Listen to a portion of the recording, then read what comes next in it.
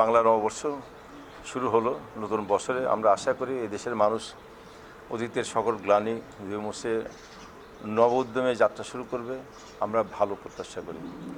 সকলে আমরা মিলেমিশেই এই দেশটাকে এগিয়ে নিয়ে যাব, এটা আমাদের প্রত্যাশা। সেই প্রত্যাশার পূরণের লক্ষ্যে সবাই একসঙ্গে কাজ করার সময় অহেতুক এই যে অসত্য তথ্য বলে নিজের মধ্যে বিভেদ সৃষ্টি না করার জন্য আমার আহ্বান থাকবে। মির্জা ফখরুল সাহেব যে সমস্ত কথা বলছেন, এগুলোর কথার কোনো ভিত্তি নেই, যৌক্তিকতাও নেই। আমরা তো ওনার কথা অনুযায়ী বলতে হয় তো কুষ্টিয়া তো বাংলাদেশের একটা অংশ, এই জেলাই বাংলাদেশের অংশ। এই যে আপনারা সাংবাদিকরা আসছেন না, আপনারাই জানেন কুষ্টিয়া জেলাতে কয়টা মানুষকে বিএনপি নেতাকর্মীকে কারাগারে যেতে হচ্ছে, তাদের বিরুদ্ধে মামলা আছে। যাদের বিরুদ্ধে সুনির্দিষ্ট যখন কোনো অভিযোগ উত্থাপিত হয়েছে, প্রমাণ পেয়েছে, তখন আইন শৃঙ্খলা বাহিনীর ব্যবস্থা নিয়েছে। এবং আমরা আজ অবধি কুষ্টিয়া জেলাতে কোনো বিএনপি নেতাকর্মীর বিরুদ্ধে কোনো দলীয়ভাবে মামলা দিয়েছে বলে আমার জানা নেই। তো তারপরে এই ধরনের কেন্দ্রের থেকে একটা দায়িত্বশীল পদের থেকে এইভাবে মিথ্যাচার করে জনগণকে বিভ্রান্ত করার কোনো অর্থ হয় না। এই ধরনের মিথ্যাচার করলে এটা জাতির মধ্যে বিভক্তি সৃষ্টি হয়। আমার অনুরোধ থাকবে এই নতুন বছরের পথ চলায় আমরা এই সমস্ত অসত্য কথা হলে জাতিকে বিভ্রান্ত করার পথ পরিহার করি।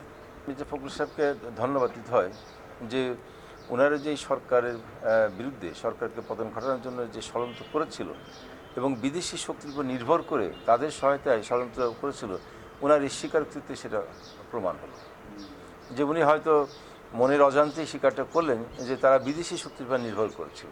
তার মানে বিদেশিদেরকে নিয়ে এই রাষ্ট্রকে ব্যর্থ রাষ্ট্র পরিণত করা, এই সরকারকে উৎখাত করার ষড়যন্ত্রে লিপ্ত হয়েছিল, সেটা ব্যর্থ হয়েছে। তো ওনার এই বৈধের জন্য ওনাকে ধন্যবাদ, ওনার স্বীকারোক্তির জন্য। আওয়ামী লীগের এখনও আমাদের মূল লক্ষ্য হচ্ছে সংগঠনকে আবার গুছিয়ে ঐক্যবদ্ধ করা।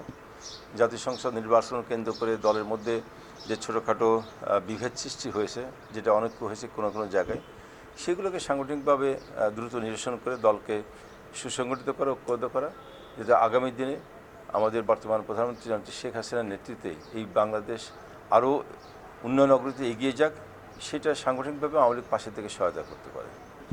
আছে আমাদের উপজেলা নির্বাচনের পরে বিভিন্ন আমরা মেয়াদ উত্তীর্ণ কমিটিগুলো, সেগুলোর আমরা কাউন্সিল শুরু করব একবারে তৃণমূল পর্যায় থেকে, ইউনিয়ন, ওয়ার্ড, ইউনিয়ন, উপজেলা কাউন্সিল এবং জেলা পর্যায়ে কাউন্সিল। এবং আমরা আমাদের প্রতি কেন্দ্রীয় কাউন্সিল সাধারণত 3 বছর পরপরই হয় নির্ধারিত সময়। সেই হিসাবে 2025 সালে আমাদের কেন্দ্রীয় কাউন্সিল অনুষ্ঠিত হবে। কেন্দ্রীয় কাউন্সিল হওয়ার আগেই আমাদের তৃণমূল পর্যায় থেকে সকল স্তরের কাউন্সিল সম্পন্ন আমাদের করার বিধান আছে। সেইটার লক্ষ্যে আমাদের সাংগঠনিক ব্যাপক তৎপরতা কিন্তু এই আগামী 1.5 বছরের মধ্যে করতে হবে। আমরা সেই ধরনের পরিকল্পনা নিয়েই আমরা এগোচ্ছি।